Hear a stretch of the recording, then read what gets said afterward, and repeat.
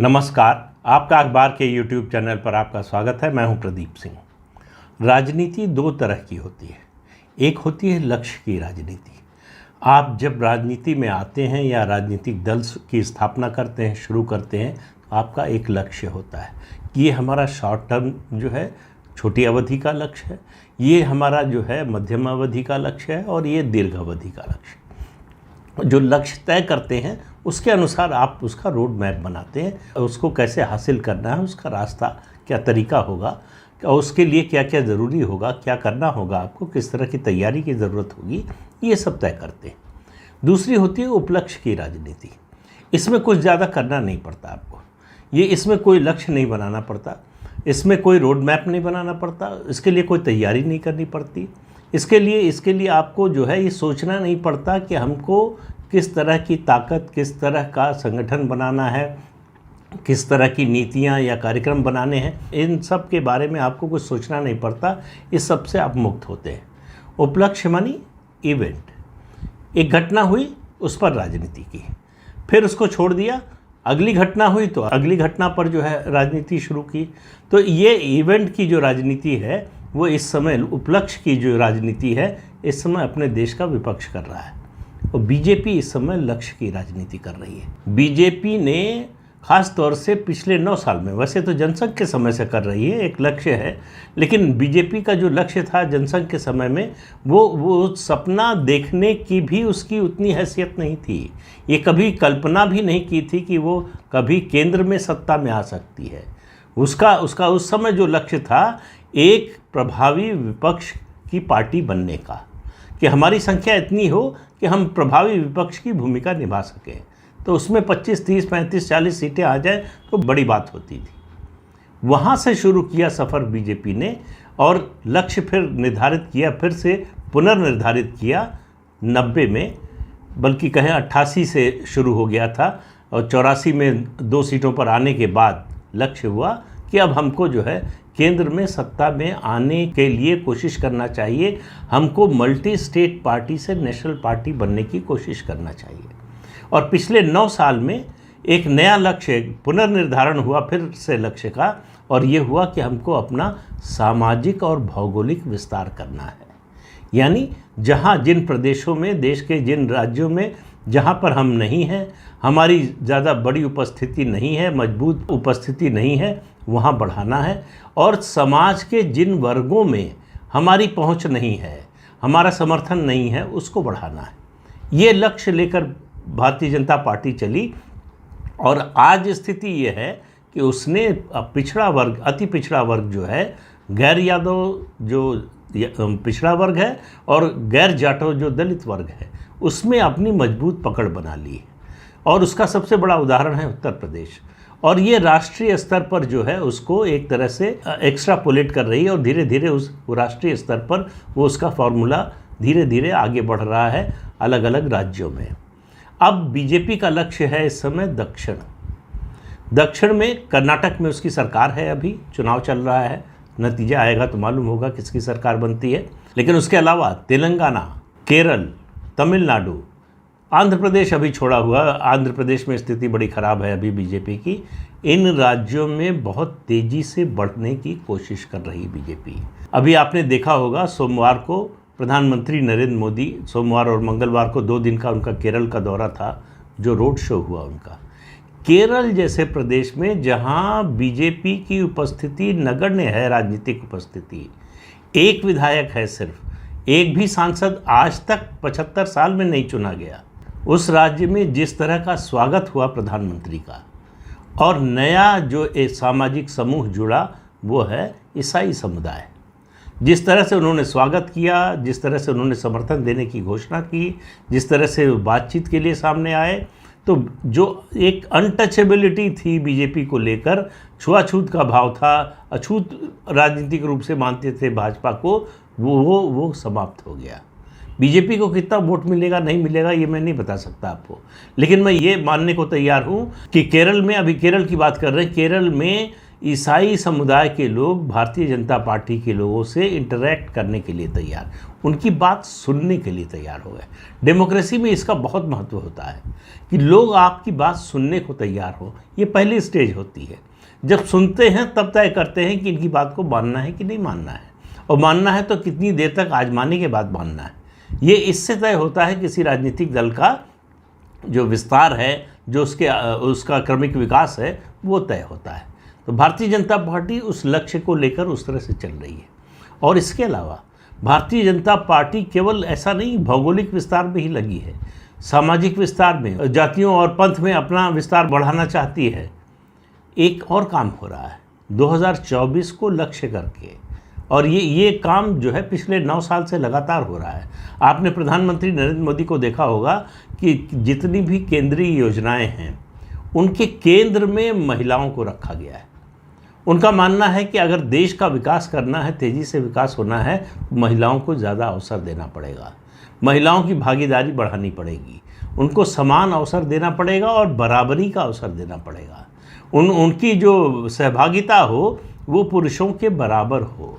और इसका असर ये देखिए कि आप 2004 में महिला मतदाता जो उनका प्रतिशत था वोट का वो 53% था, और 2019 में वो बढ़कर 67% हो गया।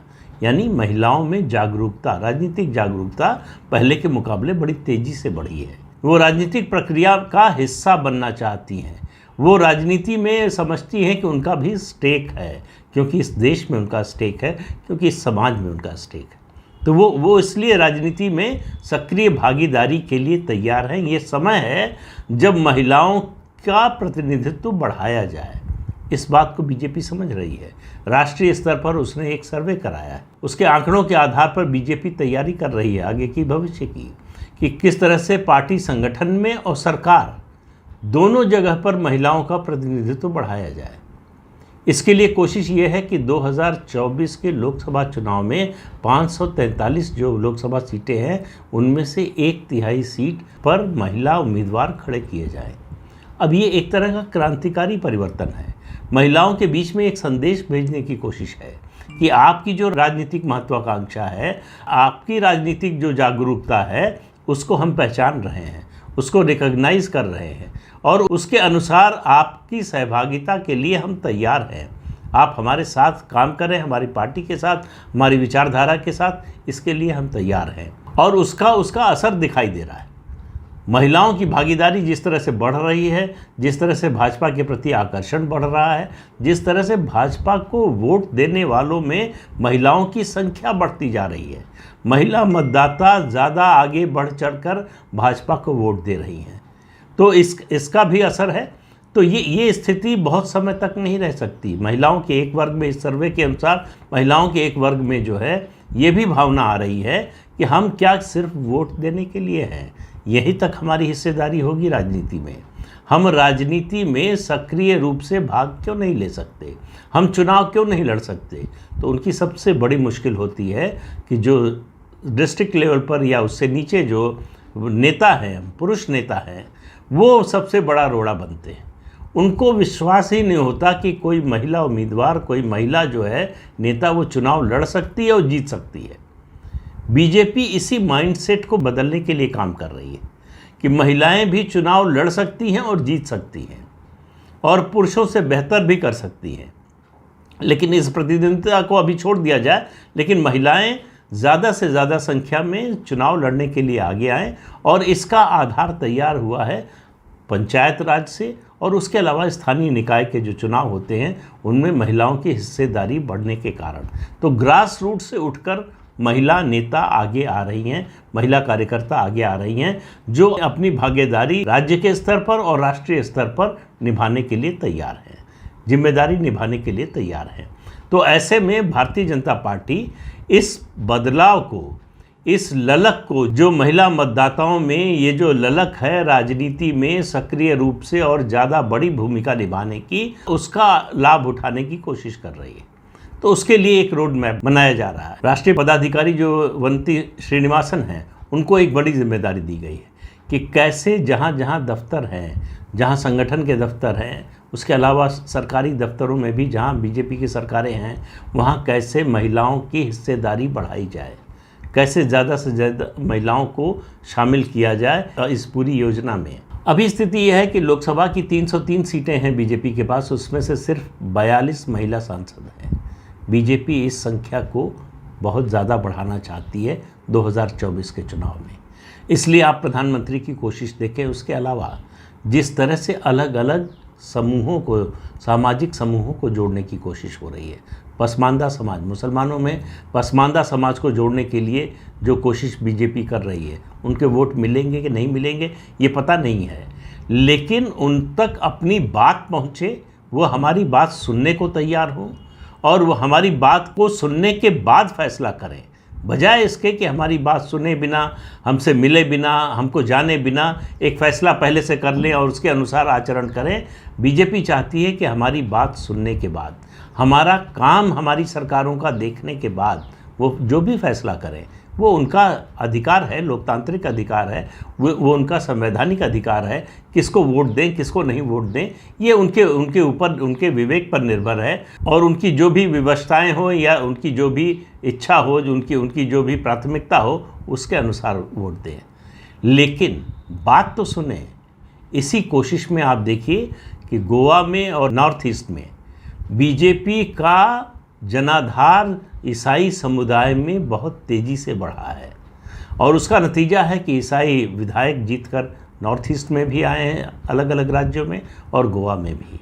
गोवा में बीजेपी की सरकार है तो उसमें एक बड़ा योगदान है ईसाई मतदाताओं के समर्थन का, और इसी को प्रधानमंत्री ने बार बार कहा है बीजेपी के जो ईसाई विधायक हैं, सांसद हैं और उसके अलावा जो मंत्री हैं उनसे कि आप केरल जाइए, केरल में ईसाई समुदाय के लोगों से मिलिए।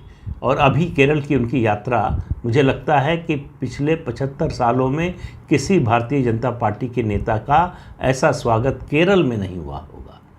इससे चिंता किसको होगी? मुझे लगता है इससे चिंता, कहा यह जा रहा है कि पिनराई विजयन को होगी, लेकिन मुझे लगता है ज़्यादा चिंता कांग्रेस पार्टी को होगी, क्योंकि कांग्रेस पार्टी घटेगी तभी बीजेपी केरल में बढ़ेगी। ये बड़ा समीकरण बड़ा साफ है कि अगर भाजपा को बढ़ना है तो कांग्रेस पार्टी को घटना होगा।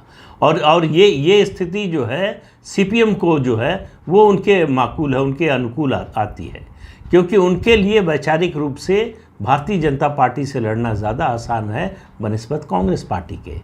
तो इसलिए, और एक जो क्रम बना हुआ था पिछले कई दशकों से केरल में कि एक बार यूडीएफ आती थी, एक बार एलडीएफ आती थी, वो क्रम टूट चुका है। तो ये एक संदेश केरल के मतदाताओं में गया है कि कांग्रेस चुनाव जीत जाएगी, ये इसकी कोई गारंटी नहीं है, क्योंकि जो है एलडीएफ सत्ता में है। एलडीएफ सत्ता में थी तब भी हार गए, खुद सत्ता में थे तब भी हार गए।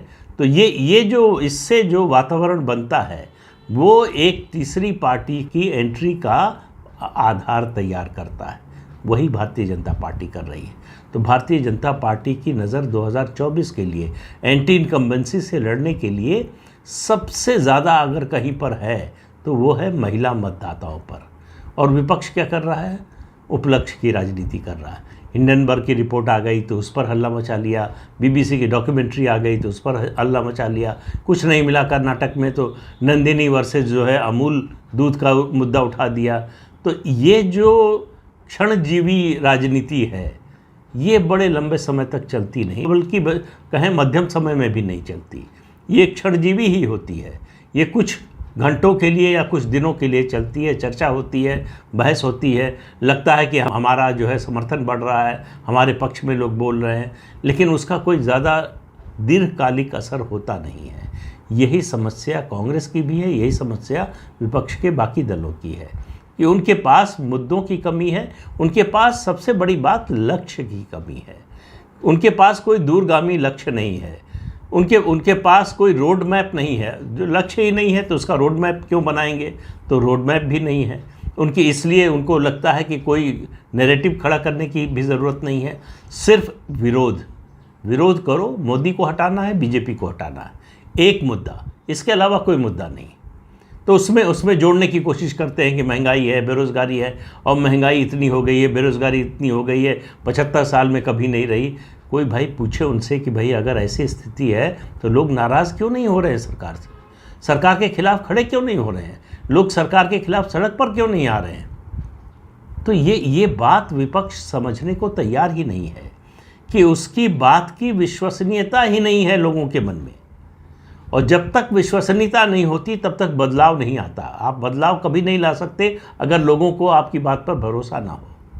यही हो रहा है भारत में विपक्ष के साथ, यही हो रहा है सत्तारूढ़ दल भाजपा के साथ कि उसकी विश्वसनीयता है, उसके नेताओं की बात लोग सुनने और मानने के लिए तैयार हैं। इसलिए ये मुद्दे, चाहे महंगाई हो, बेरोजगारी हो या दूसरे मुद्दे हों, वो प्रभावित नहीं करते चुनावी नतीजे को। इस बात को समझने के लिए विपक्ष तैयार नहीं है, क्योंकि इस बात को समझने के बाद बड़ी मेहनत करनी पड़ेगी, बड़ा श्रम करना पड़ेगा, परिश्रम करना पड़ेगा। और वो रास्ता बड़ा कठिन है, वो आसान रास्ता नहीं है, वो इंस्टेंट नूडल की तरह नहीं है कि 2 मिनट में बन जाएगा। तो उसका जो रास्ता है वो अपनाने के लिए कोई तैयार नहीं है। आज विपक्ष की सारी राजनीति टीवी स्टूडियो और सोशल मीडिया प्लेटफॉर्म तक रह गई है। ज़मीन पर अगर सरकार कुछ गलत कर रही है, अगर सरकार देश के विरोध में कर रही है, अगर सरकार लोगों के विरोध में कर रही है, तो विपक्ष सड़क पर संग्राम क्यों नहीं कर रहा है, विपक्ष आंदोलन क्यों नहीं खड़ा कर रहा है? क्योंकि उसमें आंदोलन खड़ा करने का मादा नहीं है। आंदोलन खड़ा तभी हो सकता है जब लोग साथ आने को तैयार हो। लोग साथ आने को तैयार होंगे तभी, वही बात, जब आपकी बात पर भरोसा होगा। जब आप पर भरोसा नहीं है तो साथ क्यों आएंगे? जब तक विपक्ष अपनी रणनीति में बदलाव नहीं लाता तब तक उसकी स्थिति भी बदलने वाली नहीं है। तो इस अंक में इतना ही। अगले अंक में फिर मिलेंगे किसी नए मुद्दे के साथ। तब तक के लिए अनुमति दीजिए। आपसे अनुरोध है कि ये चैनल देखिए, शेयर कीजिए, लाइक कीजिए और सब्सक्राइब ज़रूर कीजिए। नमस्कार।